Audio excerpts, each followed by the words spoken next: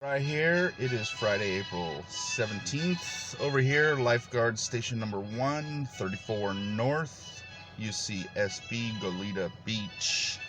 Just keep an eye out over here, make sure everybody's good. The campus, we're doing immuno deficiency diseases, primary immune deficiencies, immunological studies. Got my apple, some sunshine.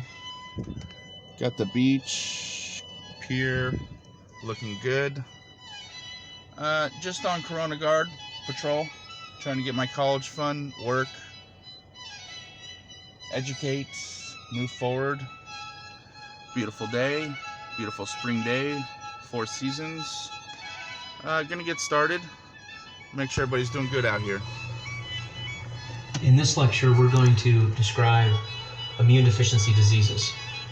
We're going to begin by talking about primary immune deficiency diseases, and then we'll move into secondary. Primary immune deficiency diseases are also known as congenital. So these are ones that are hereditary, ones that we inherit from the genome, and if there are any defects or gene mutations, we actually will pass these from one individual on to offspring. Secondary are acquired. So these are ones that can be caught, if you will. We can be infected with these. One of the classic ones that we'll look at later in the lecture is HIV. But acquired secondary diseases, immunodeficiency diseases, are ones that can be transferred theoretically from mother to developing fetus. You can catch it as a child, as an adolescent, or even as an adult. Guys. In this overview, this mechanistic tree, we're looking at the primary immune deficiencies. These tend to be single gene defects, and we're going to look at really 3 out of the 5 that are listed here. We'll look at B cell deficiencies, T cell deficiencies. We'll look at when both happen in a situation known as severe combined immunodeficiency disease, otherwise known as SCID, or an ADA deficiency. And then number 4, number 5, complement and phagocytes can have single gene defects, and they can have ramifications with respect to primary deficiency problems. We're just not going to go into the details of those. We're only going to have time to cover the first 3 on the list. Corona Guard. Everybody doing good out here? Lifeguard.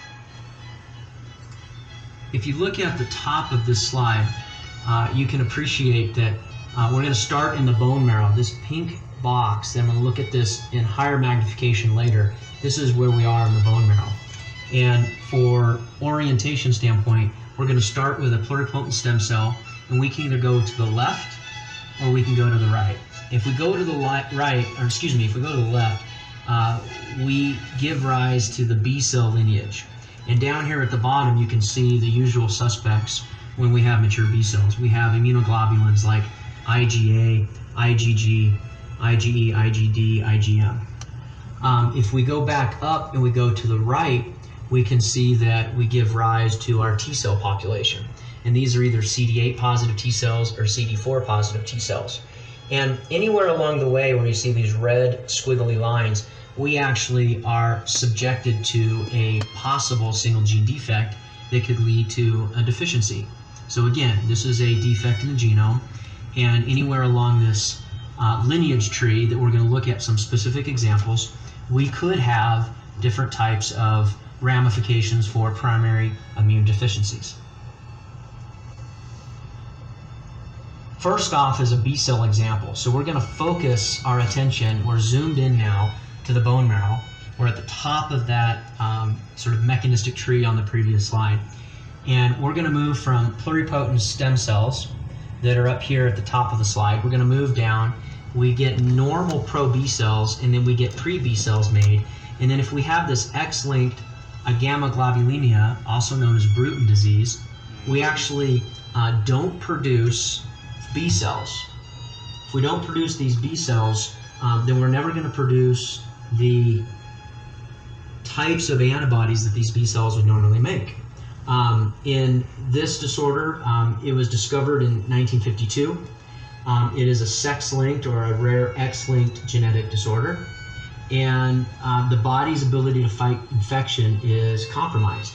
It is much more common in males because of its X-linked characteristic.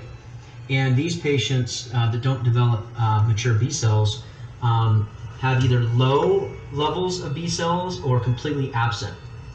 The pre-B cells don't ever differentiate into these mature B cells. The challenge exists where they don't make the light chain. They actually do make the heavy chain, but not the light chain. And they have low or absent B cell populations, low or absent plasma cell populations. They have an underdeveloped lymph nodes and or Peyer's patches that are found in the intestine. But they do have a quote-unquote normal T cell response, because remember that T cell response is found on the other side of this mechanistic tree. Moving on further to more B cell examples, we're a little further down this mechanistic tree, and I'm going to highlight one more B cell example. This one is a little lower down, and so this is called an IgA deficiency, where these patients are subjected to recurrent infections. They have trouble making IgA, and these recurrent infections that show up are typically found where IgA is normally going to be present. So either in blood, which is the IgA1 subtype, or in body secretions, which is the IgA2 subtype. So IgA1 is blood and IgA2 is body secretions. The IgA deficiency happens to be the most common primary deficiency that we see. If we look over at the T cell side, we go to the right side of this mechanistic tree, we're not going to affect B cell development here. These point mutations along this tree are going to affect the development of mature T cells, whether they're CD8 positive T cells at the bottom here, or whether they're CD4 positive helper T cells. And the disease I want to highlight is what we call DeGeorge syndrome.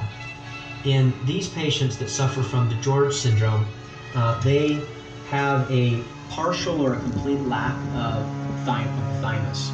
They have a lack or very low levels of mature T cells. They have challenges in fighting viral infections, fungal, as well as protozoan infections. In some patients, we've discovered in pediatric medicine that a thymus transplant may be helpful, but it's not always helpful. DeGeorge syndrome was first described in 1968 by a pediatric endocrinologist known as Angelo DeGeorge. He figured it out, so he gets it named after him. The deletion is a small piece of chromosome 22, and it occurs somewhere near the middle of the chromosome, Lifeguard on the duty. long arm of one of the pairs of chromosome 22. And it has a Station prevalence 3, in the patient 34 population north. of about 1 in 4,000 patients. If we look further higher on this mechanistic tree, we work back up towards the top, when we're back in the bone marrow, we have a very severe situation, which is a combination of a B and a T cell deficiency.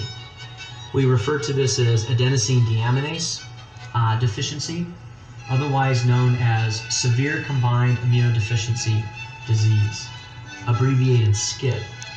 And in these patients, they have a disease where they're very susceptible to all sorts of types of infectious agents, because not only do they lack B cells, but they also lack functional T cells.